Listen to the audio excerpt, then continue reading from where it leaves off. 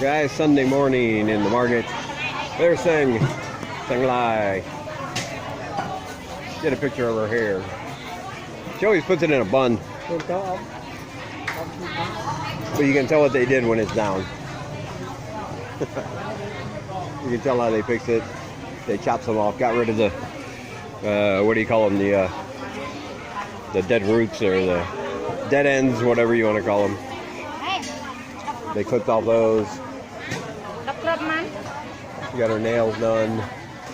And by the way, we're buying eggs. I'm Perfect. Subscriber name, I'm Perfect. Eggs. Man, you can't see her toes because they're in socks. But yeah, she got all that done yesterday.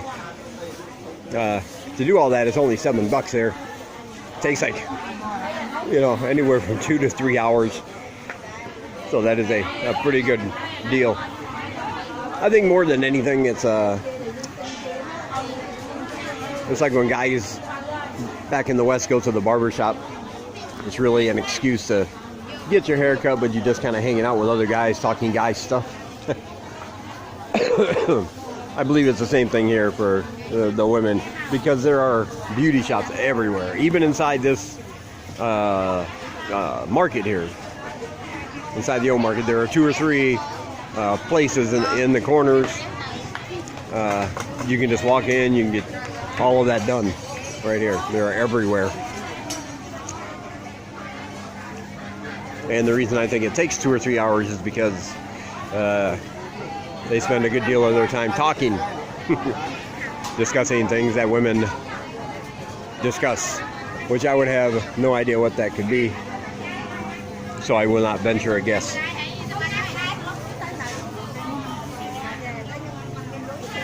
Yeah, we decided to stop on the way here. We had run out of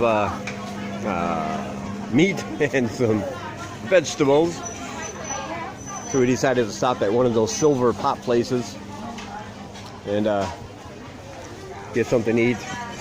You can check my Facebook page for the picture. I took a really good picture. That was a lot of food for only $2.25. I mean, it was a lot of food. I could not finish what I got. It was just too much for me. Hey! Oh, no, I'm just waiting. Yeah, it was just too much for me. I couldn't finish my meal, even though I tried, because I don't want anybody to think the food was not good, because it was very delicious. It was really, really good. But there was a lot of it, and I just couldn't finish it. Not that hungry. Wound up not going to the bar last night. For the first time since I've been here on a Saturday night, I did not go. But I thought that was for the best, because after being sick all week and well, trying not to be gross, but pooping a lot. Let's put it that way. I've been a bit dehydrated all week. That takes a lot out of you. And I've been drinking lots and lots of water, of course. The problem is I need to, look at them, hanging rack of ribs. Those are good. Man. I need to get something like a Powerade or Gatorade drink to replenish my electrolytes and such. You lose a lot of that when you sweat a lot, and especially if you're sick like I was. But and water, of course, you always have to drink water. It's the best thing for you, but you also lose electrolytes and other things that you need to somehow replenish. So I'll be looking for some of that today, because it seems as if I'm in a constant state of thirst for the last few days, more than usual. This place is crowded today, but I like it anyway. Hello. Hello.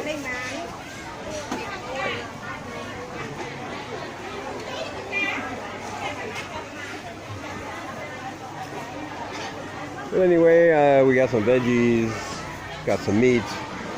Looking for some stuff to finish the meals with. Maybe some spices, fresh herbs, and I'll give you the grand total as soon as we get done. But right now I just feel like, as always, like I'm just a big dumb foreigner in the way here.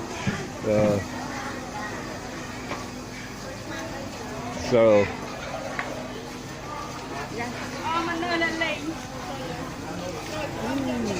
got good stuff going on here.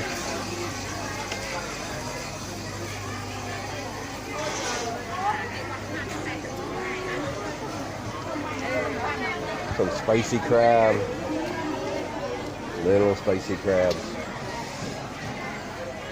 Gotta love that. Okay. I'll give you the haul and the numbers when I get back. I'll talk to you guys later. Alright guys, it's Monday night, afternoon, 5 o'clock. Monday evening, I guess you would call it. Luckily, I have all the students back, both of them, for my morning classes. My student Mao, she was out last week with a sickness, but she is feeling much better and she is back. I told her there would be no charge this week because she paid me last week, and of course she was sick, so didn't get to come to class. So I told her just not to pay me this week, and we will add an extra week for her at the end of the course so she can make that week up. That way nobody else loses progress by going over the same things we already went over. So that's how that was handled. We did spend $7.50 for a lot of things at the market yesterday. We got a big haul including pork, 2 different kinds of pork. We had chicken, a couple different types of noodles. We still had rice, so we didn't need any of that. And all kinds of nice fresh vegetables and herbs to go along with it. And as you saw, as I pointed out, eggs. We bought eggs.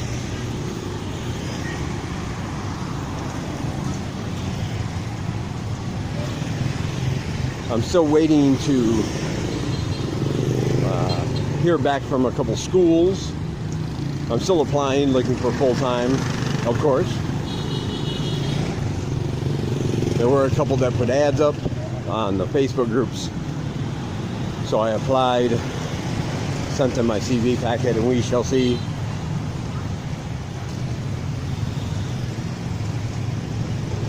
On one of the ads, I guess they've done that before. They posted on a Facebook group, gave an email address, and somebody pointed out that in the comments, you know, they asked, why do you put an ad on Facebook with an email address? Nobody's ever been hired through that email address.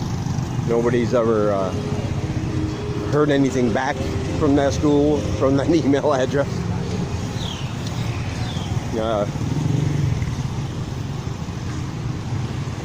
And somebody else commented that's usually the way it goes, that they use the email address as a way to get applications, but they are rarely checked because normally they're still fully staffed or expect to be fully staffed, even if they put the ads up. The thinking being, I guess, that it looks good for them. They can tell potential customers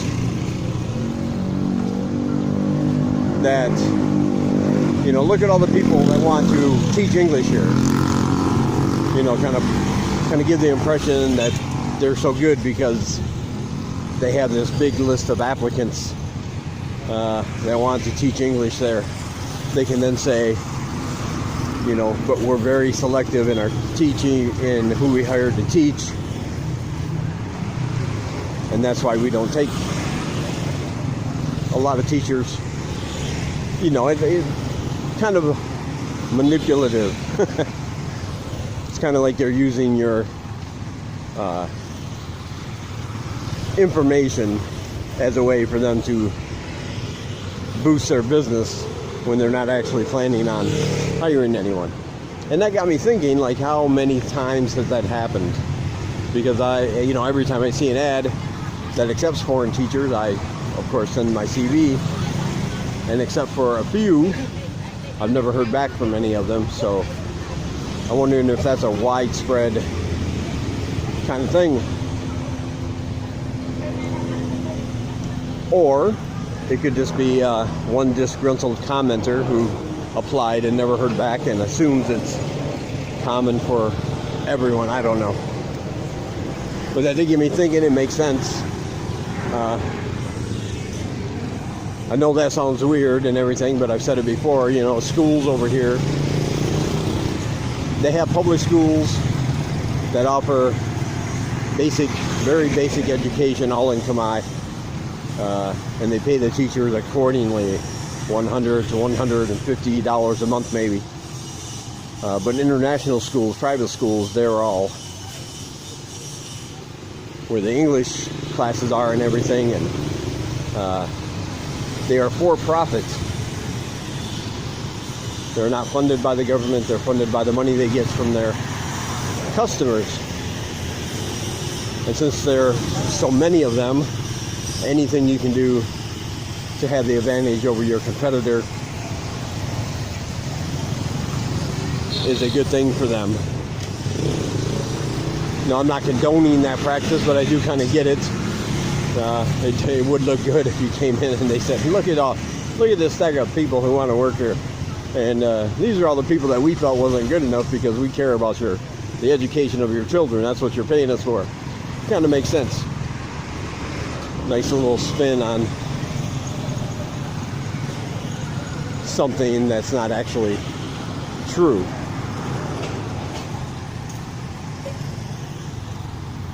But anyway, I still decided to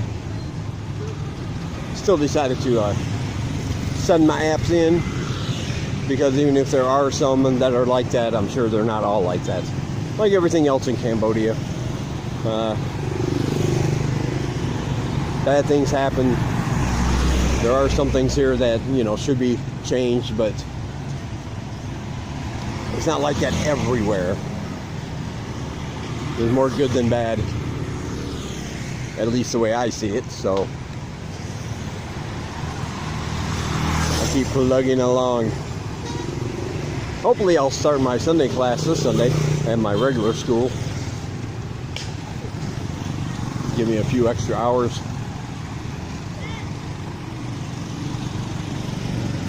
We have Seng back there in her hippie dress. That's her hippie dress. The frilly laces.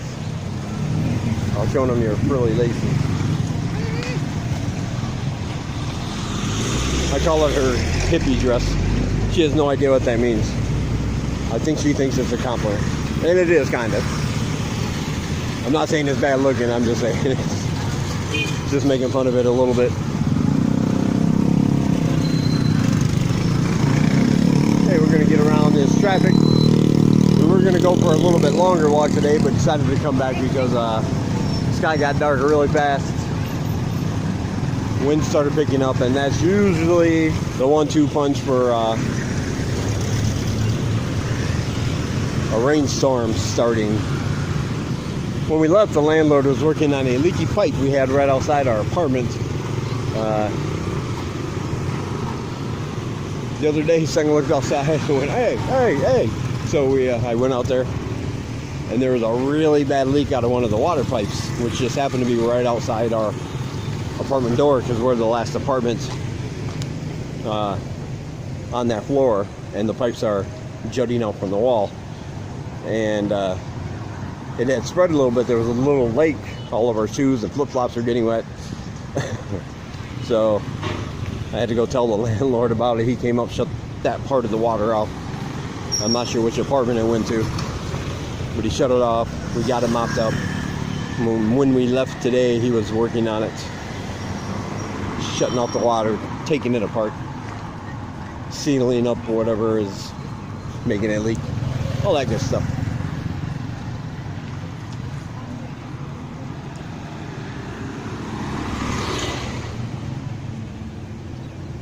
So anyway, not much else was going on today. Like I said, I got up and taught my class, ate a couple times, and then just chilled out. Finally getting the remnants of my whatever bug I had out of my system. You know, there's still a congestion that I'm coughing and coughing up and blowing my nose, getting it all out, and finally feeling better.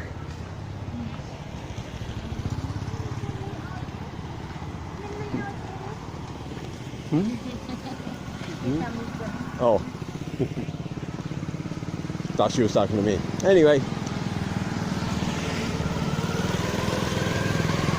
Nothing much going on. We'll probably get out and record some stuff tomorrow when it's not raining. A couple things I want to check out. Sang says she wanted to go to Salu. I'm always down for a trip to Salu. Still parts of that huge market I have not seen because it seems to go on forever. So we'll see if we can get that going. Don't want to bore you anymore. I do want to say one more thing. Yeah, I should mention this. When you come over here and you're thinking about things you should bring, somebody asked about a birth certificate. And yes, you should definitely bring a packet that has all your important documents in there like that. When you get your passport, or if you already have one, you should make a copy of it. Put it in that packet of important documents. Copy of your birth certificate, copy of your social security card, copy of your wherever you come from, your official ID card, driver's license, whatever, what have you. And the reason for that, if you come over here and lose the originals, if it gets stolen or if you just lose them somehow or something happens to them, like your passport, you keep this packet with you. And that way, if you have to go to your embassy or anything, ah, buddy, smile, smile for the camera, buddy. Yeah. Smile for the camera. What's up, buddy? Ah, oh, good boy. What a good boy. What a good boy. But yeah, that way you got your other documents. If you have to go to the embassy for any reason, you need to get another passport or something happens to you and they need to know who to contact and all that good stuff, they can have all that information. So yeah, just your little tip for the day. Have a little packet, a little envelope or something with all your important documents. And like I said, you may or may not need a copy of a criminal background check. So I would bring one just in case, because they are hard to get a hold of over here. Yep, and nope, not fixed yet. Not fixed yet. Still got the water off. Probably waiting for that glue to seal or dry, maybe. I don't know. Anyway, I'll talk to you guys in the next one.